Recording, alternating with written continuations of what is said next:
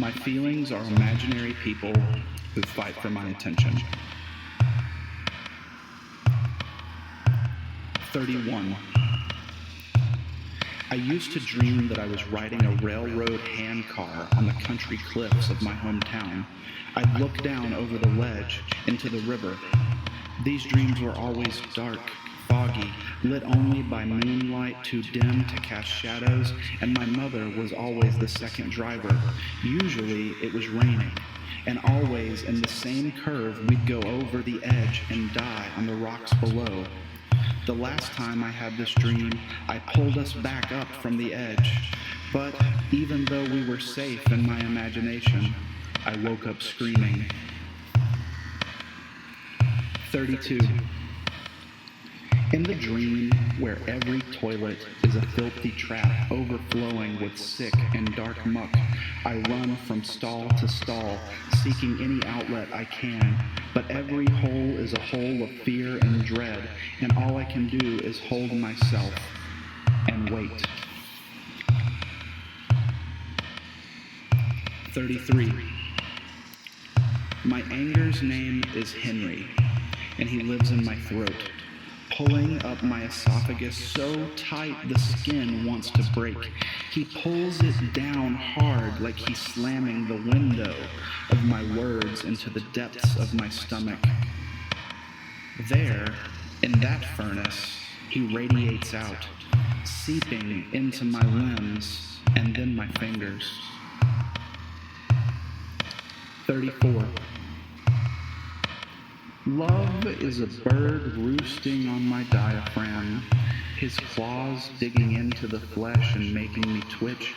All nerves are tied up there, and his little beak can peck each one with nervous bites until my heart is just as tattered as the clothes he wears.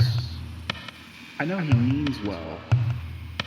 That is the nature of a man named Love.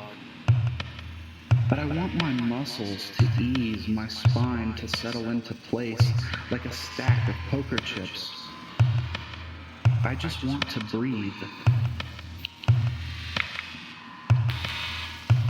35. Sadness is a bubblegum chewing goth girl. She's like 500 pounds and she sits with her fat legs crossed on my hippocampus. Her frown is perfectly practiced, the years of looking in the mirror having worked well, as no stray signs of happiness ever appear.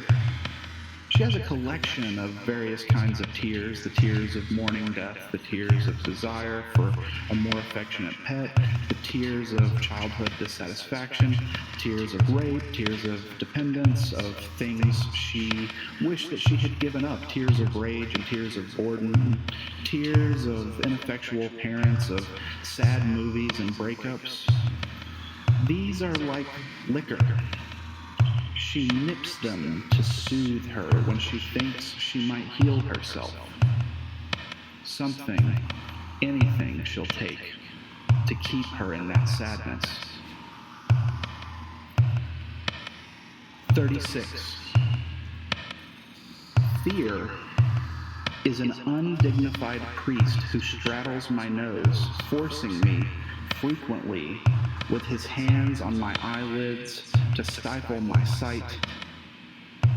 A kind of blindness is what he wants. 37. Exhaustion is more proper than anyone might imagine. He insists on wearing a hat and being called Mr. Johnson. He's the kind of man who would have worn gloves in another time, a kind of Wildian pansy. He, it seems, manages to have so much energy, and maybe that's why when he walks around the curls of my skull, grating my taste, I just want to sleep. 38. Anxiety is named Adam, cousin to worry, who is consequently named Eve.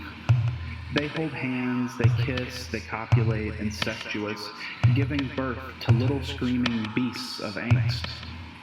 They're born faster than they die. 39.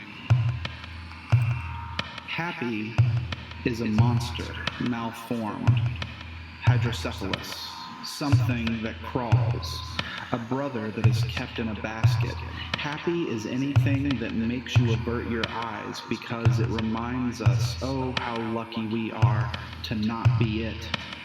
Happy likes to trip you and say, aren't you glad you can walk? Or maybe Happy pokes you in the eye and says, be grateful for what doesn't hurt. Happy is an ugly thing, scraping dully around my innards.